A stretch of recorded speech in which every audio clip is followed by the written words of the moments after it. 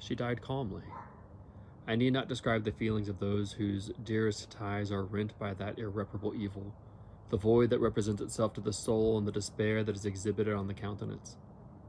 It is so long before the mind can persuade itself that she whom we saw every day and whose very existence appeared a part of our own can have departed forever, that the brightness of a beloved eye can have been extinguished and the sound of a voice so familiar and dear to the ear can be hushed, never more to be heard. These are the reflections of the first days. When the lapse of time proves the reality of the evil, then the actual bitterness of grief commences. Yet from whom has not that rude hand rent away some dear connection? And why should I describe a sorrow which all have felt and must feel? The time at length arrives when grief is rather an indulgence than a necessity, and the smile that plays upon the lips, although it may be deemed a sacrilege, is not banished. While I watched the tempest so beautiful yet terrific, I wandered on with a hasty step. This noble war in the sky elevated my spirits. I clasped my hands and exclaimed aloud, "William, dear angel, this is thy funeral, this is thy dirge."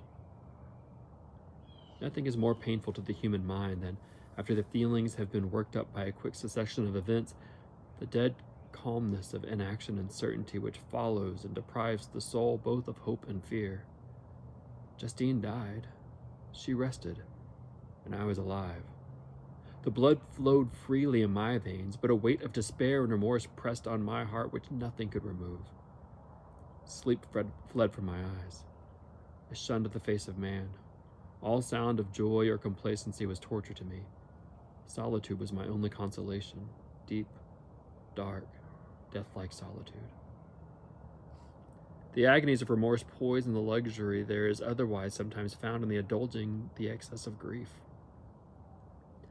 I concealed my feelings by an appearance of hilarity that brought smiles and joy. Nothing is so painful to the human mind as a great and sudden change. Darkness had no effect upon my fancy, and a churchyard was to me merely the receptacle of bodies deprived of life, which, from being the seat of beauty and strength, had become food for the worm. These are quotes about grief from the novel Frankenstein. I read the whole novel on my YouTube channel, but Mary Shelley, the author of Frankenstein, was unfortunately very, very deeply well acquainted with grief and sorrows, and she puts into this novel some of the raw human emotion of this experience that transcends all time and all cultures.